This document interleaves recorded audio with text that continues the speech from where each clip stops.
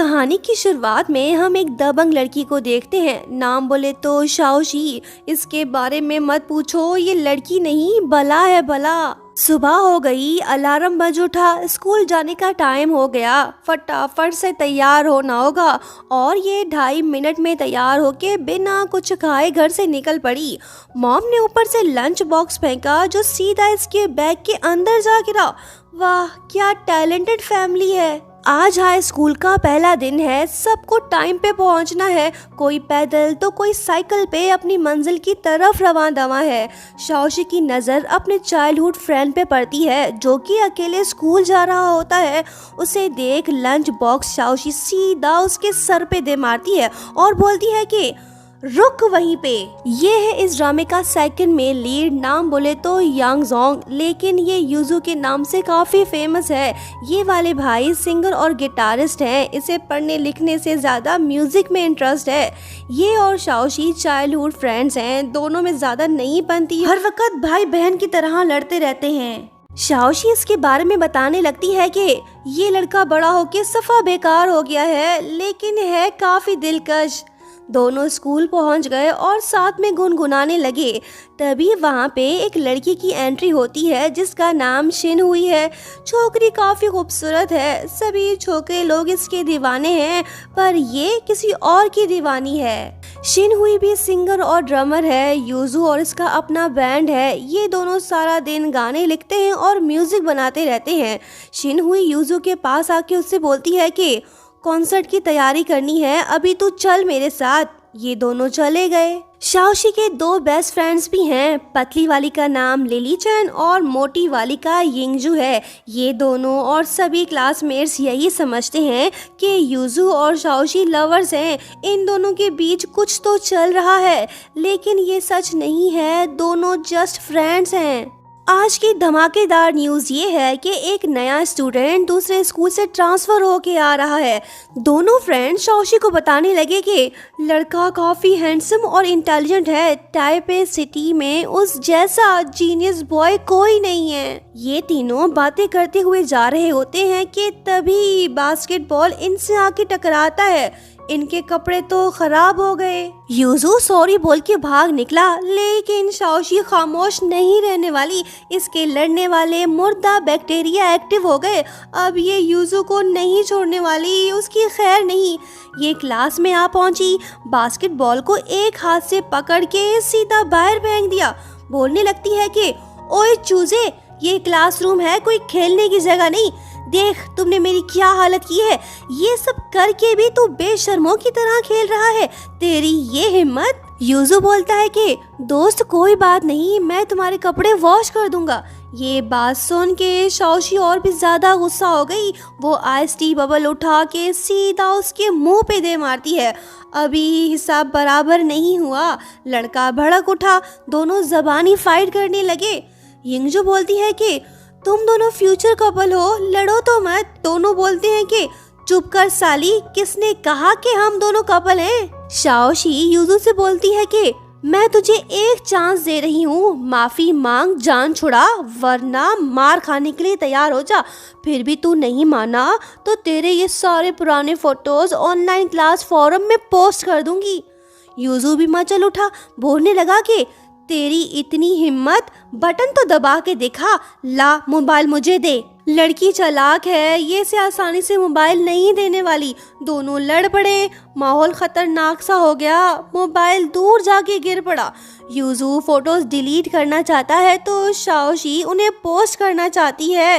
देखते हैं कौन जीतता है। तभी वहीं पे लिली आती है। यिंगजू उससे बोलती है कि अब हम क्या करें, मैं जाके टीचर को ले आती हूँ। वो बोलती है कि रुक, हमें इसी दिन का तो इंतजार था। ऐसा मजेदार सीन सालों बाद देखने को मिल रहा है। अब तू मेरा जलवा देख, लोगों को लूटने का वक्त आ गया है। यूजू और शाओशी फाइट करने में बिजी है तो ये मैडम अपनी दुकान लगाने में। आओ सब आओ, शर्त लगाओ, जो शाओशी पे बेट लगाना चाहता है वो चिकन ब्रोस्ट यहाँ रखे और जिन्हें यूजू पर यकीन है वो फ्रेंच फ्राइज यहाँ पे रखे। इनके लड़ने की खबर तो पूरे स्कूल में जंगल में आग की तरह फैल गई। सभी स्टूडेंट्स एक एक करके आने लगे और शर्त लगाने लगे। ये दोनों लड़ रहे हैं और ऑडियंस एंजॉय कर रही है। सबको इसी दिन का इंतजार था। इनकी लड़ाई देखने को सब बेताब थे। क्लास के चारों तरफ स्टूडेंट्स का रश लग गया। कुछ जोशीले स्टूडेंट्स चाहते हैं कि खून खराबा हो ताकि उन्हें मजा आए। यूजू और शाओशी ने एक दूसरे को दबोच रखा है। दोनों मोबाइल तक पहुंचने की कोशिश कर रहे हैं। दोनों ने एक दूसरे के बाल पकड़ लिए। कोई हार मानने को तैयार नहीं। ज्यादातर स्टूडेंट्स को शाओशी पे यकीन है। क्यों ना हो, लड़की बचपन से खतरनाक जो है। यूजू अब तक इससे एक भी फाइट जीत नहीं पाया। WWE रेसलिंग मैच जारी है। कमेंट्री भी शुरू हो गई। Live broadcasting from the scene. यूजू खुद को आजाद करने की कोशिश कर रहा है। बड़ा ही बेशरम है, लड़की पे हाथ उठा रहा है। क्या शाओशी हार जाएगी? दोनों मोबाइल के करीब पहुंच गए। मैच इंटरेस्टिंग हो गया। शाओशी फाइट बैक करने लगी। इसने यूजू को पकड़ लिया। वो इसे मारने लगी। दोनों सांप की तरह आपस में जुड़े हुए हैं। ये इस बात की निशानी है कि दोनों की मोहब्बत इसी तरह जिंदगी भर जुड़ी रहेगी। इंटरेस्टिंग कमेंट्री जारी है। शाओशी के फ्रेंड्स परेशान हो गए। अगर इन दोनों ने कुछ ना किया तो दोनों में से किसी एक की जान जा सकती है। अब इन्हें कुछ करना होगा। दिमाग की बत्ती जल गई। लिली चैन यिंगजू से बोलती है कि प्लान बी शुरू करो। फिर ये चिल्ला के बोलने लगी कि टीचर आ रहे हैं, सबके सब दफा हो जाओ। ये अनाउंसमेंट सुनते ही सभी स्टूडेंट्स भाग निकले। लिली चैन ने खूब माल जमा कर लिया। वो सब कुछ लेके पतली गली से फरार हो गई। दोनों चाइल्डहुड फ्रेंड्स की फाइटिंग जारी है। एक स्टूडेंट बॉक्स उठा के पंखे की तरफ फेंकता है जो शाओशी के ऊपर गिरने वाला होता है। ये देख यूजू उसे प्रोटेक्ट करने लगता है। तभी वहीं पे ट्रांसफर स्टूडेंट की एंट्री होती है। वो बॉक्स को किक मार के बाहर फेंकता है। शाओशी तो फ्रीज हो गई। लड़के को देख इसके तो होश ही उड़ गए। लंबू, हैंडसम, इंटेलिजेंट, कूल माइंडेड। शाओशी को इसमें ये सारी खूबियां दिखने लगी। ये है इस ड्रामे का फर्स्ट मेल लीड जिसका नाम चैंगयू है। टीचर जी क्लास के बाहर बेहोश पड़े हैं क्योंकि बॉक्स इसके सर पे जो लगा था। तीनों को पनिशमेंट मिलती है। क्लास के बाहर खड़े होना होगा। शाओशी की नज़र खूबसूरत छोकरे पे टिकी हुई है। वो उससे बोलती है कि बचाने के लिए थैंक्स। इसकी इस बात पर यूजू को मिर्ची लगी। वो जेलस फील करने लगा और बोलने लगा कि ओए लौंडे, तूने पहले ही दिन टीचर को पटका दिया। तू तो बड़ा बदतमीज निकला। ये बात शाओशी को बुरी लगी। वो यूजू से बोलती है कि तू चुप कर। दबंग क्रेजी और जज्बाती छोकरी को कूल हैंडसम छोकरा पसंद आ गया। लव ट्रायंगल की शुरुआत होने को है। आगे देखो, बहुत मज़ा आने वाला है। रात को जब यूजू शाओशी के घर डिनर करने आता है तो डैड बोलने लगते हैं कि बेटी, तुम और यूजू कब शादी कर रहे हो? इनकी ये बात सुन के शाओशी का तो खाना ही हजम हो गया। यूजू मुस्कुरा रहा है और लड़की भाग निकली। नेक्स्ट सीन में दिखाया जाता है कि हैंडसम बॉय चैंगयू की मॉम अब्रॉड में रहती है और ये ताइवान में अपने ग्रैंडपा और दादी के साथ रहता है। अब ये अब्रॉड से यहाँ वापस क्यों लौटा, इसके पीछे भी एक इंटरेस्टिंग कहानी है जो कि हमें आगे पता चलेगी। नेक्स्ट मॉर्निंग हम देखते हैं कि सभी स्टूडेंट्स आर्चरी की प्रैक्टिस कर रहे हैं। शाओशी ने अपना टारगेट सेट कर लिया। ये हैंडसम बॉय को अपना बॉयफ्रेंड बनाना चाहती है। यूजू के आर्चरी स्किल्स तो काफी जबरदस्त हैं। पूरे स्कूल में इस जैसा कोई नहीं। वो चैंगयू से बोलता है कि बच्चे देखते जा और सीखते जा। चैंगयू ने निशाना साध लिया। इसका तीर तो परफेक्ट निशाने पे लगा। सबके सब हुए हैरान। लड़कियां चिल्लाने लगी और यूजू की बोलती हुई बंद। अरे वाह, चैंगयू तो इंटेलिजेंट होने के साथ साथ स्पोर्ट्समैन भी निकला। इसने यूजू को आसानी से हरा दिया। वो उससे बोलने लगता है कि मैंने काफी स्कोर कर लिया है, अब आगे तुम खुद ही खेल लो, बाय। ये चला गया। यूजू की तो इंसल्ट हो गई। इसकी इज्जत वह मिट्टी में मिल गई। ये परेशान और लड़की हैरान। शाओशी सोच रही है कि इस लड़के को कैसे पटाया जाए। यिंगजू बोलने लगती है कि तुम जाके उसे बबल टी दो, वो पट जाएगा। शाओशी को ये आइडिया पसंद आया। ये किसी से बबल टी उधार लेके मिशन कंप्लीट करने निकल पड़ती है। पूरे स्कूल में नए छोकरे की धूम मची हुई है और लड़कियां इसके पीछे पड़ी हुई हैं। शाओशी चैंग्यू के करीब पहुंच गई, तभी दो लड़कियां चैंग्यू के पास आके उसे स्वीट बॉक्स देती हैं। यहाँ हमें ये बात पता चलती है कि चैंग्यू को तो मीठा खाना पसंद ही नहीं। ये बात सुन के शाओशी पीछे हट गई। अच्छा हुआ इसे पता चल गया, वरना ये भी दूसरों की तरह मायूस होके वापस लौटती। लिली पूछती है कि ओ लड़की, अब तू क्या करेगी, उसका दिल कैसे जीतेगी। वो बोलती है कि ऐसे पुराने टेक्निक्स उस पे काम नहीं करेंगे, कुछ नया करना होगा। नेक्स्ट मॉर्निंग शाओशी अपने एक क्लासमेट से सीट एक्सचेंज कर लेती है ताकि वो चैंग्यू के करीब बैठ सके। फिर क्लास के दौरान वो चैंग्यू से बोलती है कि सुन लड़के, आज से मैं तेरे अगाड़ी बैठूंगी और तू मेरे पिछाड़ी बैठना, कहीं मत जाना। कोई भी हेल्प चाहिए हो तो बता देना। टीचर ने इसे खामोश करा दिया, पर कोई बात नहीं, मोबाइल उठा, सेल्फी बना, वो यही करने लगी। अरे अरे, ये क्या, चैंग्यू ने अपना सर झुका लिया। शाओशी इसकी सेल्फी नहीं ले पाई। तभी टीचर बोलते हैं कि नए लड़के यहाँ आओ और क्वेश्चन को सॉल्व करो। ये बात सुन शाओशी उसे बोलने लगती है कि तुम्हें टीचर बुला रहे हैं। अरे वाह, चैंग्यू ने तो बैठे बैठे ही क्वेश्चन को ज़बानी सॉल्व कर दिया। सभी क्लासमेट्स हैरान होके क्लैपिंग करने लगे। शाओशी भी इम्प्रेस हो गई। वो यूजू से बोलने लगी कि देख ये कितना कूल है, इससे कुछ सीख। फिर नेक्स्ट मॉर्निंग होता ये है कि शाओशी अपने घर से बड़ा वाला लंच बॉक्स स्कूल ले आती है ताकि वो चैंग्यू के साथ शेयर कर सके। लेकिन लड़का तो ठहरा डाइट कॉन्शियस, इसे तो बस सैंडविच खाना है। ये देख शाओशी उसे सैंडविच छीन के खुद खाने लगती है ताकि वो इसका खाना खाए। इसने तो उल्टी कर दी, बोलने लगी कि क्या खाते रहते हो, मेरा वाला खाना ट्राई करो। दोनों फ्रेंड्स और यूजू सब कुछ देख रहे हैं। फिलहाल ये खाना खाने में बिजी है, जेलसी का कोई सीन नहीं। शाओशी ने तो तय कर लिया कि वो चैंग्यू को अपना बॉयफ्रेंड बना के रहेगी। खूब जासूसी करने के बाद उसे पता चलता है कि चैंग्यू हर रोज शाम को अपने डॉग के साथ वॉक करने जाता है।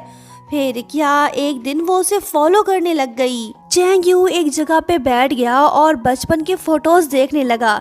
एक लड़की थी जो इसके दिल के काफी करीब थी, पर अफसोस दोनों बिछड़ गए क्योंकि चैंग्यू की मॉम उसे अब्रॉड ले गई थी। लेकिन जाने से पहले उसने उस लड़की की फोटो ले ली थी। इसके अलावा इसके पास उसकी कोई और निशानी नहीं है। ये थी इसकी बचपन की कहानी। तभी शाओशी वहीं पे आती है और पूछने लगती है कि क्या देख रहे हो। अरे वाह, ये तुम्हारा डॉग है। हाय, तुम तो काफी क्यूट हो। चैंग्यू हैरान होके सोचता है कि शाओ बाओ इतनी आसानी से फ्रेंडली तो नहीं होता, लेकिन पता नहीं कैसे ये शाओशी के साथ इतना घुल मिल गया। शाओशी पूछती है कि इसका नाम क्या है। वो बताता है कि शाओ बाओ।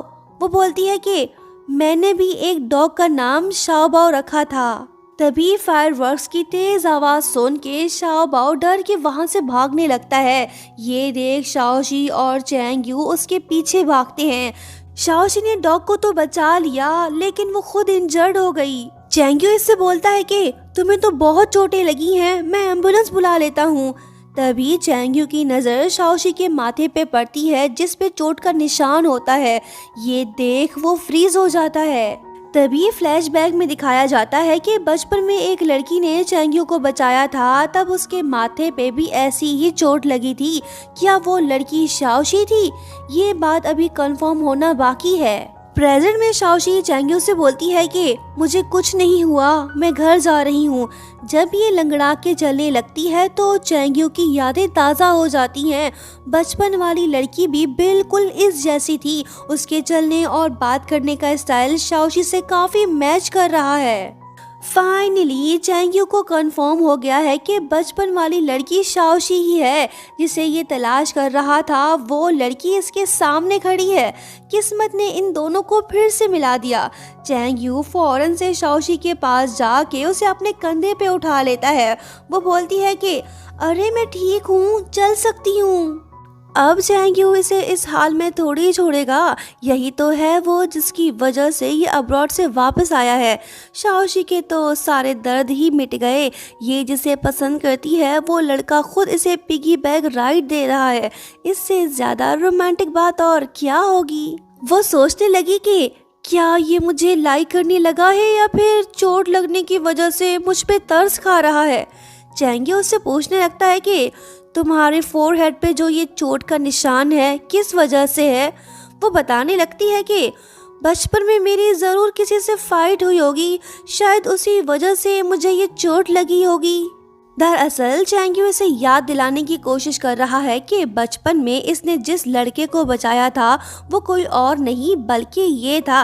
लेकिन शाओशी को तो कुछ भी याद नहीं। वो बोलने लगती है कि तब मैं बहुत छोटी थी। मॉम डैड ने मुझे बताया कि इन्फेक्शन की वजह से ऐसा हुआ है, बस इससे ज़्यादा मुझे कुछ और याद नहीं। इसकी बातें सुन के चैंग्यू तो सैड हो गया। जिस लड़की को ये बचपन से प्यार करता आया है और जिसने इसकी जान बचाई थी उसे तो कुछ याद ही नहीं। फ्लैशबैक में दिखाया जाता है कि बचपन में जब कुछ शरारती बच्चे चैंग्यू को बुली कर रहे थे तब शाओशी वहीं पे आई थी और चैंग्यू को प्रोटेक्ट करते हुए उनसे फाइट करने लगी। किसी एक बच्चे ने उसके सर पे पत्थर दे मारा पर शाओशी को कोई फर्क नहीं पड़ा क्योंकि वो काफी स्ट्रॉन्ग गर्ल जो थी। उसके चेहरे पे खून देख के सभी बच्चे डर के वहां से भाग गए थे। फिर जब वो लंगड़ा के चलने लगी तो चैंग्यू उसके पीछे गया। तब शाओशी ने उसे अपने डॉग से मिलवाया था जिसका नाम उसने शाओबाओ रखा था। उसके कुछ टाइम बाद दोनों बिछड़ गए थे। प्रेजेंट में चैंग्यू अपने घर के बाहर उदास बैठा है। ग्रैंडपा उससे पूछने लगते हैं कि क्या बात है लड़के, इतने खामोश क्यों हो। वो बताने लगता है कि ग्रैंडपा, अगर कोई दोस्त मुझे भूल गया है तो क्या अब भी हम फ्रेंड्स हैं। ग्रैंडपा पूछते हैं कि क्या वो दोस्त तुम्हारे लिए इम्पोर्टेंट है। वो बोलता है कि हाँ। इसकी ये बात सुन के ग्रैंडपा तो फौरन से समझ जाते हैं कि लड़की का चक्कर ही है। फिर ग्रैंडपा उसे एडवाइस देते हैं कि वो उस लड़की को सब कुछ बता दे, लेकिन चैंग्यू ऐसा नहीं करना चाहता।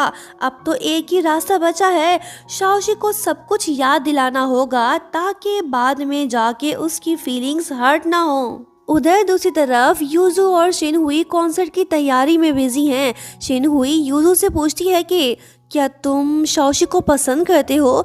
फिलहाल यूजू के पास इस बात का कोई जवाब तो नहीं है, लेकिन दोनों हैं तो बचपन के दोस्त ना, जरूर यूजू उसे लाइक करता होगा। फिर शिनहुई उसे शाओशी और चैंग्यू के फोटोज दिखाने लगती है जिसे देख यूजू के तन मन में आग लग जाती है। इसकी जेलसी से ये बात तो कंफर्म हो गई कि ये शाओशी से प्यार करता है। अब होगी असल लव ट्रायंगल की शुरुआत। लड़की एक और लड़के दो, दोनों के दोनों ही लड़की के चाइल्डहुड फ्रेंड्स। कौन शाओशी का दिल जीतेगा, किसकी होगी हार। नेक्स्ट मॉर्निंग जब वो स्कूल जा रहा होता है तो हम देखते हैं कि शाओशी भी उसके पीछे पीछे आ रही है। वो भी स्कूल की तरफ जा रही है। तभी चैंग्यू की नज़र कुछ बुली बॉयज पे पड़ती है जो एक लड़के को बुली कर रहे होते हैं। ये देख चैंग्यू के दिमाग में एक ज़बरदस्त आइडिया आता है। प्लान सिंपल सा है, लड़की को याद दिलाने के लिए माहौल को पहले जैसा बनाना होगा। चैंग्यू ने बुली बॉयज से पंगा ले लिया, वो सब इसके पीछे पड़ गए। चैंग्यू मेन हॉल के अंदर चला गया। ये बिल्कुल वैसा ही सीन क्रिएट हो गया जैसे बचपन में हुआ था। वो बुली बॉयज से बोलता है कि अभी रुको, लड़की को तो आने दो, फिर मजे से मारना।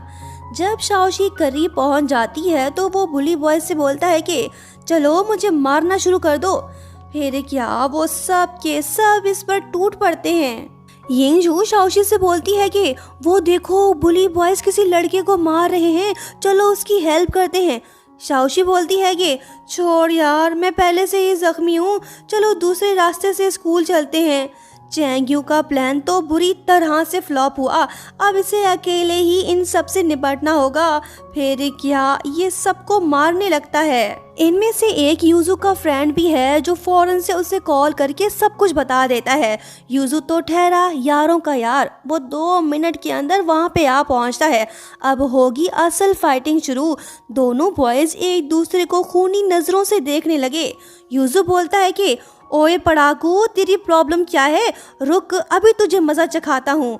दोनों के दोनों लड़ पड़े, कोई एक भी पीछे हटने को तैयार नहीं। आखिरकार एक दूसरे को खूब मारने के बाद दोनों थक हार के लेट जाते हैं। यूजू बोलता है कि क्या तुम्हें वाकई में ये लगता है कि शाओशी तुम्हें पसंद करेगी? तू तो अभी आया है, मैं तो बचपन से उसके साथ हूँ, ऐसा कभी नहीं होगा। तुम्हें उसके बारे में कुछ भी नहीं पता, बेहतर होगा कि तुम उसका पीछा छोड़ दो। क्या चैंग यू इसकी एडवाइस को सीरियस लेगा भी या नहीं, ये तो हम आगे ही देखेंगे। यूजू स्कूल पहुंच गया। इसकी हालत देख के शाओशी समझ जाती है कि जरूर इसकी किसी से फाइट हुई होगी। यूजू को अपने से ज्यादा शाओशी की फिक्र है। उसे लंगड़ाते हुए चलते देख वो उससे बोलता है कि चलो आओ, मैं तुम्हें क्लासरूम तक ले चलता हूँ। दरअसल यूजू इसे चैंग यू की तरह अपने शोल्डर पर बिठाना चाहता है, लेकिन शाओशी बोलती है कि नहीं स्टूपिड, अगर किसी ने हमें देख लिया तो वो लोग गलत समझेंगे, मैं ठीक हूँ, चल लूंगी। इसकी इस बात पर यूजू बेचारे का दिल तो टूट सा गया। शाओशी ने चैंग यू से पिगी बैग राइड तो ली, पर इससे नहीं। ये बात इसके लिए हार्ट ब्रेकिंग है। वो बोलने लगता है कि अगर चैंग यू तुम्हें पिगी बैग राइड दे सकता है तो मैं क्यों नहीं। शाओशी जवाब देती है कि वो मुझे हॉस्पिटल ले गया था, तब सिचुएशन कुछ और थी। वैसे तू इतनी ऊंची आवाज में क्यों बात कर रहा है, अजीब इंसान। ये बात बोल के शाओशी चली गई। आज चैंग यू स्कूल से एब्सेंट है। शाओशी को उसकी फिक्र होने लगी। वो स्कूल के बाद उसके घर जा पहुंची। चैंग यू का जख्मी चेहरा देख शाओशी समझ गई कि जरूर दोनों बॉयज आपस में लड़े होंगे। उसके बाद हमें ये बात पता चलती है कि चैंग यू के डॉग को काफ़ी टाइम से हेल्थ इश्यूज हैं। इसी वजह से वो हर वक्त अपने डॉग की केयर करता है ताकि वो ज़्यादा बीमार ना पड़े।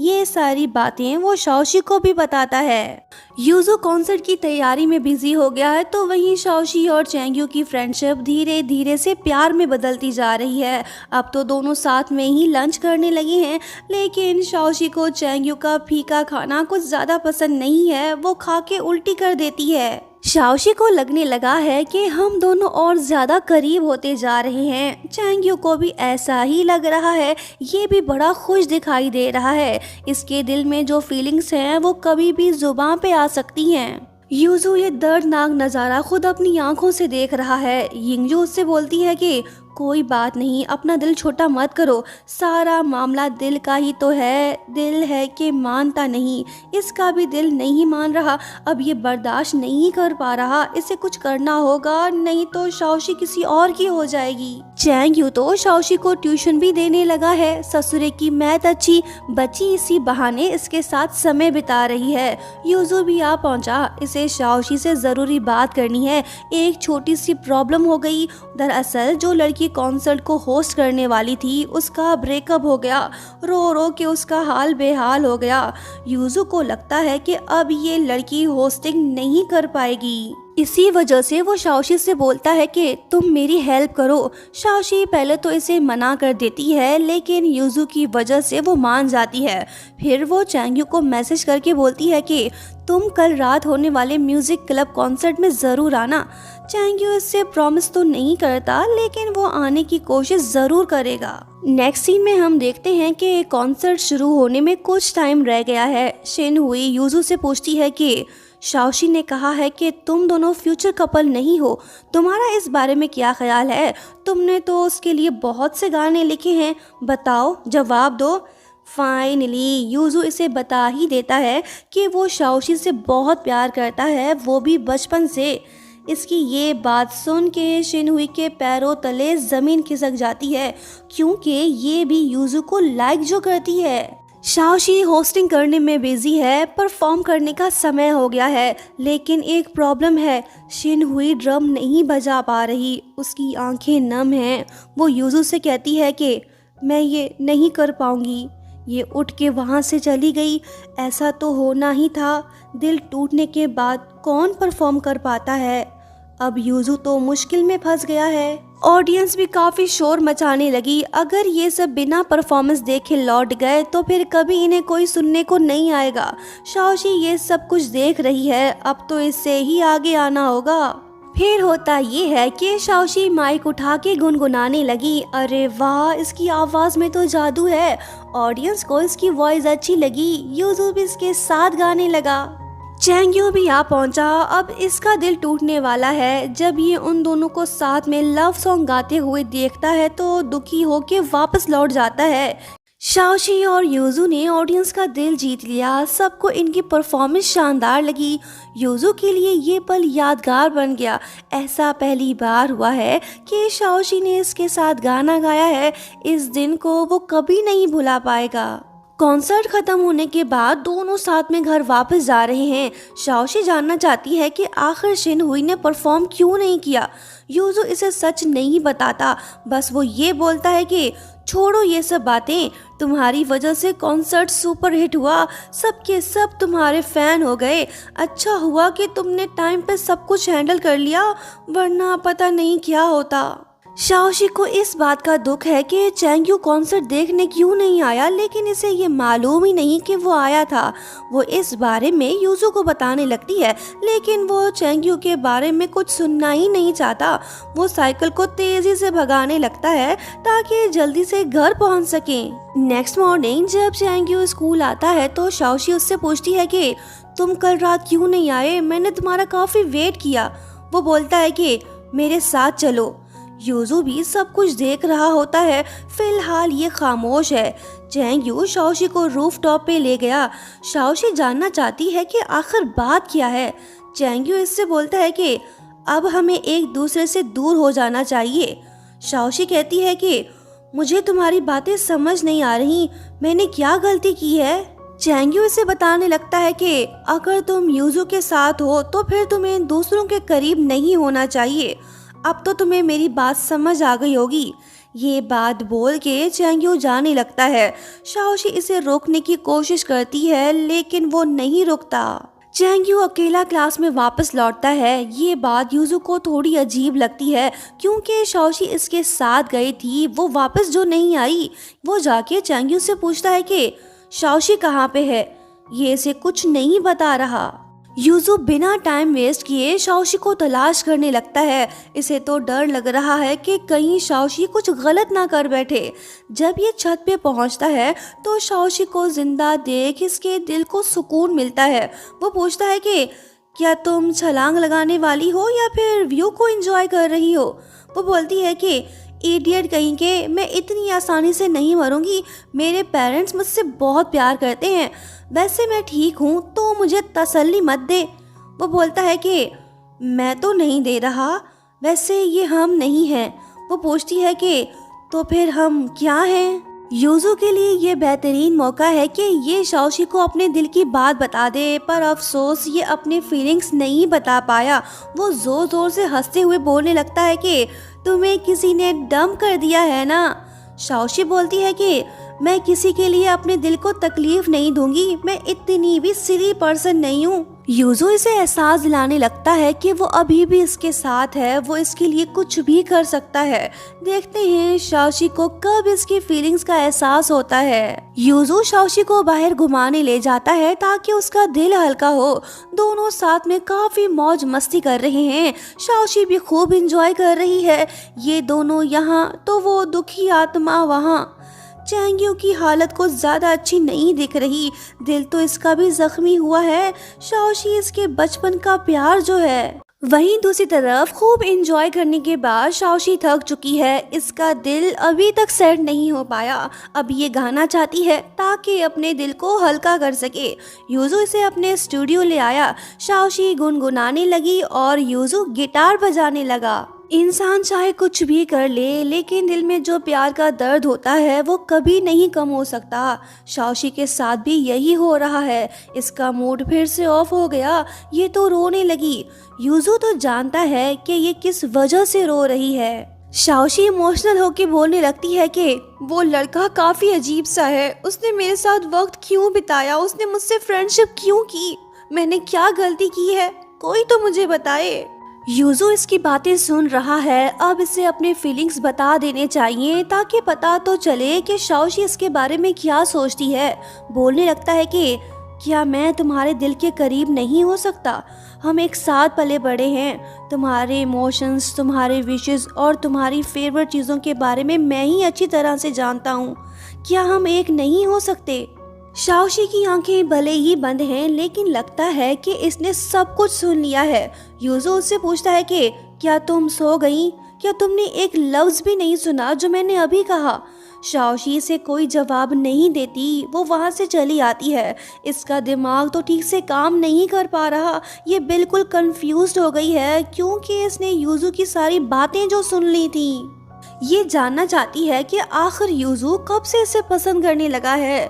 शाओशी उससे पूछना तो बहुत कुछ चाहती है, लेकिन इसकी हिम्मत नहीं हो रही। ये बिना कुछ पूछे ही वापस लौट गई।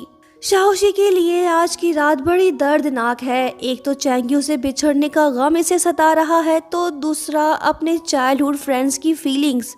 दोनों में से ये किसको चुनेगी, ये डिसाइड कर पाना काफी मुश्किल है। इसने खुद को रूम में लॉक कर दिया। ये बाहर नहीं आ रही। मॉम डैड को इसकी फिक्र होने लगी, लेकिन भाई बोलता है कि मेरे पास एक कमाल का आइडिया है, देखो मैं उसे 2 मिनट में कैसे बाहर ले आता हूँ। फिर शाओशी का भाई करता ये है कि वो उसके रूम के बाहर बैठकर उसका फेवरेट फूड कुक करने लगता है। शाओशी तो ठहरी बुखड़, कुछ भी हो जाए वो खाने की खुशबू को इग्नोर नहीं कर सकती। ऐसा ही होता है। वो रूम से बाहर निकल आती है और दुखी दिल के साथ खाना खाने लगती है। मॉम बोलती है कि क्या तुम्हें किसी ने डंप किया है? कोई बात नहीं, तुम कुछ दिनों में ठीक हो जाओगी। शाओशी बोलती है कि मॉम मेरा दिल टूटा हुआ है, तो प्लीज आप मेरे दुखों के बुलबुले को मत फोड़ें। आप तसल्ली दे रही हैं या फिर कुछ और? मॉम इसे समझाने लगती है कि अगर तुम किसी से प्यार करती हो तो फिर तुम्हें चुप नहीं बैठना चाहिए, डरपोक मत बनो, जो मिसअंडरस्टैंडिंग है उसे खत्म करो। मॉम सही तो बोल रही है, लेकिन शाओशी को समझ नहीं आ रहा कि आखिर वो कैसे सब कुछ ठीक करे। नेक्स्ट मॉर्निंग जब चैंग्यू क्लास में आता है तो वो शाओशी से कोई बात नहीं करता, लेकिन शाओशी का ध्यान तो इसकी तरफ है। टीचर उस पर काफ़ी गुस्सा होते हैं और बोलने लगते हैं कि तुम एक स्टूपिड लड़की हो। इसकी ये बात सुन के चैंग्यू काफ़ी भड़क जाता है। वो टीचर से बोलने लगता है कि अपने रूड बिहेवियर के लिए इससे माफ़ी मांगो, नहीं तो मैं आपकी रिपोर्ट कर दूंगा। टीचर पूछने लगते हैं कि ये लड़की आखिर तुम्हारी लगती क्या है, तुम्हें इसके लिए स्टैंड लेने की कोई ज़रूरत नहीं। चैंग्यू बोलता है कि इसकी इंसल्ट करना मेरी इंसल्ट करने के बराबर है। इसकी बातें सुन के क्लासमेट्स क्लैपिंग करने लगे। ये सब इसके साथ हैं। टीचर इसे क्लास से बाहर निकाल देते हैं। शाओशी को अब जाके पता चला कि चैंग्यू को इसकी कितनी फिक्र है। टीचर मैक्स काफ़ी गुस्से में दिखाई दे रहा है। ये चैंग्यू को स्कूल से निकालना चाहता है। स्कूल का सिक्योरिटी गार्ड उससे बोलता है कि तुम फिक्र मत करो, मैं इस मामले को हैंडल कर लूँगा। इसके पास वीडियो फुटेज मौजूद है जिसमें देखा जा सकता है कि दोनों बॉयज आपस में लड़ रहे हैं। फिर क्या, ये चैंग्यू को ऑफिस बुला के उसे डराने लगता है कि वो टीचर मैक्स से माफ़ी मांगे, नहीं तो ये इसे स्कूल से निकलवा देगा। चैंग्यू तो इसकी ब्लैकमेलिंग में बिल्कुल भी नहीं आने वाला। इसने स्टैंड ले लिया तो ले लिया, अब इसे किसी बात की परवाह नहीं। फिर टीचर यूजू को वहीं बुलाता है ताकि वो चैंग्यू के अगेंस्ट गवाही दे। यूजू के पास मौका अच्छा है कि वो झूठ बोल के इसे स्कूल से निकलवा दे, लेकिन वो ऐसा नहीं करता। बोलता है कि इसकी कोई गलती नहीं, फाइट मैंने शुरू की थी। यूजू ने चैंग्यू को बचा लिया। इन दोनों को हल्की फुल्की पनिशमेंट मिलती है। चैंग्यू यूजू को थैंक्स बोलता है। यूजू भी इस बात से खुश है कि इसने शाओशी के लिए स्टैंड लिया। वो चैंग्यू को बताने लगता है कि मैंने अपनी फीलिंग्स शाओशी को बता दी। चैंग्यू बोलता है कि ये सब तुम मुझे क्यों बता रहे हो? वो बोलता है कि मैं तो बस तुम्हें ये याद दिला रहा हूँ कि मैं गिव अप नहीं करने वाला, मैं अपनी कोशिश जारी रखूँगा। यूजू की इस बात का मतलब तो ये हुआ ना कि अब फेयर एंड स्क्वायर कंपटीशन होगा। वहीं दूसरी तरफ शाओशी का दर्द अभी भी कम नहीं हो पाया। इसके चेहरे पे उदासी छाई हुई है। इसके दिल में तो बस चैंग्यू ही है। लिली इसे मैसेज करके बोलती है कि चैंग्यू को तुम्हारी बहुत फिक्र है, सो तुम दोनों अपनी मिसअंडरस्टैंडिंग दूर करो और फिर से एक हो जाओ। शाओशी को इसकी ये एडवाइस अच्छी लगी। रात को जब चैंगयू एनिमल हॉस्पिटल से घर वापस आ रहा होता है तो तभी शाओशी उससे आके मिलती है। इसके हाथ में तो केक है। वो बोलने लगती है कि क्या मैं तुम्हारे साथ तुम्हारा बर्थडे सेलिब्रेट कर सकती हूँ।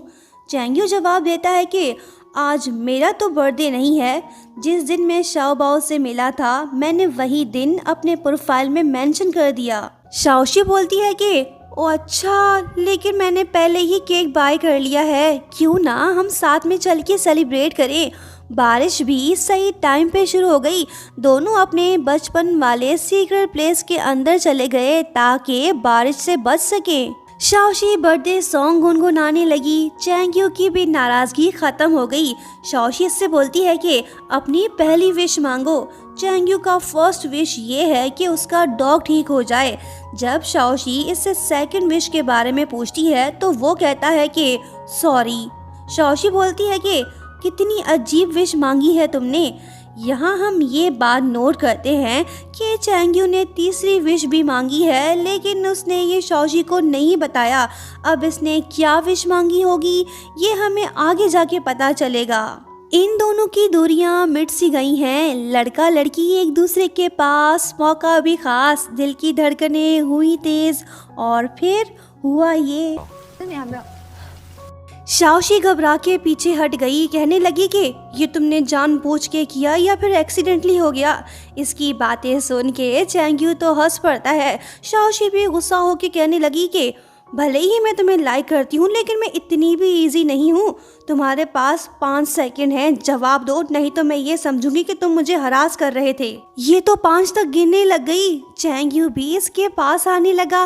सीन भी थोड़ा रोमांटिक होने लगा, पर अफसोस बुरा हो गया। शाओबाओ ने उल्टी कर दी, वो बेहोश हो गया। ये देख दोनों परेशान से हो गए। इसे जल्दी से हॉस्पिटल ले जाना होगा। शाओशी बिना टाइम वेस्ट किए शाओबाओ को लेकर भागने लगती है। बारिश भी काफी तेज हो रही है। सभी एनिमल क्लिनिक्स बंद पड़े हैं। कोई भी डॉक्टर घर से बाहर आने को तैयार नहीं है। शाओशी ने हार मान ली। वो रोने लगती है। अब तो एक ही पर्सन है जो इनकी हेल्प कर सकता है, वो है इसके बचपन का प्यारा दोस्त यूजू। शाओशी उसे कॉल करके हेल्प मांगती है। यूजू बिना कुछ सोचे ही वहाँ से निकल पड़ता है। ये एक डॉक्टर के पास जाके उसके पैर पकड़ के मिन्नतें करने लगता है कि वो शाओबाओ का इलाज करे। डॉक्टर पूछता है कि ये डॉग आखिर है किसका जो तुम उसके लिए झुक गए। यूजू दुखी दिल के साथ जवाब देता है कि जिस लड़की को मैं लाइक करता हूँ वो डॉग उसके बॉयफ्रेंड का है। उधर दूसरी तरफ चैंगयू और शाओशी दोनों गिव अप कर चुके हैं। चैंगयू बोलने लगता है कि ये सांस नहीं ले रहा। तभी यूजू वहीं पे आता है और शाओबाओ को अपने साथ ले जाता है।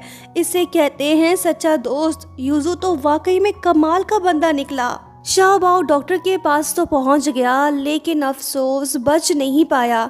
यहाँ हमें ये बात पता चलती है कि ये वही डॉग है जिसे बचपन में शाओशी ने चैंगयू से मिलवाया था। फिर वो उसे अपने साथ अब्रॉड ले गया था। बेचारा काफ़ी रो रहा है। शाओशी इसे दिलासा दे रही है। जब ये सब यूजू देखता है तो उसे काफी दुख होता है। इसे समझ आ गया है कि अब इसे पीछे हट जाना चाहिए। शाओशी इससे नहीं बल्कि चैंगयू से प्यार करती है। यूजू बेचारा वापस लौट आया। इसका दिल खून के आंसू रोने लगा। जिस लड़की से ये बचपन से प्यार करता आया है अब वो किसी और की हो चुकी है। इसने शाओशी के लिए कई सारे लव सॉन्ग्स लिखे, अपना ज़्यादातर वक्त उसके साथ बिताया, लेकिन उसके दिल में इसके लिए कोई जगह नहीं थी। ये बातें जानकर कोई भी इंसान दुखी होगा। यूजू के आंसू नहीं रुक रहे। लगता है कि अब ये किसी से भी प्यार नहीं करेगा। चैंगयू अपने घर वापस लौट आया। एक तो इस बेचारे का डॉग मर गया और ऊपर से मॉम भी गलत टाइम पे आ गई। मॉम चैंगयू को अब्रॉड वापस ले जाना चाहती है लेकिन वो साफ मना कर देता है। मॉम बोलती है कि तुम्हारी ग्रैंडमा की हालत ठीक नहीं है, उसे ओल्ड केयर होम भेजना होगा ताकि वो लोग उनका अच्छे से ख्याल रखें। चैंगयू को ये बात बुरी लगती है। पापा भी अपनी बेटी पे काफ़ी गुस्सा होते हैं। ये देख चैंगयू अपनी मॉम से बोलता है कि ठीक है मैं आपके साथ जाने को तैयार हूँ लेकिन मेरी एक कंडीशन है, आप प्लीज़ इन दोनों को जुदा मत करें, इन्हें साथ रहने दें। मॉम इसकी ये कंडीशन एक्सेप्ट कर लेती है। नेक्स्ट मॉर्निंग हम देखते हैं कि शाओशी क्लास में मौजूद है। कुछ देर बाद चैंगयू भी वहां आता है। शाओशी को इसकी बड़ी फिक्र है। वो उससे पूछने लगती है कि क्या तुम ठीक हो, अब तुम बेटर फील कर रहे हो या नहीं। चैंगयू मुस्कुराते हुए बोलता है कि हाँ मैं ठीक हूँ, तुम मुझे लास्ट वीक का टेस्ट पेपर दो, मैं उसे करेक्ट करने में तुम्हारी हेल्प करूँगा। चैंगयू खामोश है, ये कुछ भी नहीं बोल पा रहा। शाओशी भी पढ़ने में बिजी हो गई। कुछ देर बाद चैंगयू से बोलने लगता है कि मैं कल अब्रॉड जा रहा हूँ। बस ये कहने की देर थी कि शाओशी फ्रीज हो गई। वो पूछने लगी कि इतनी जल्दी कैसे, इसका मतलब तुम वापस नहीं आओगे ना। चैंगयू इसे बताने लगता है कि मैं हाई स्कूल यहाँ से कंप्लीट करना चाहता था, लेकिन अचानक मेरी फैमिली ने डिसाइड किया कि वो मुझे अब्रॉड ले जाएंगे। ये सब सुन के शाओशी तो काफ़ी इमोशनल हो गई।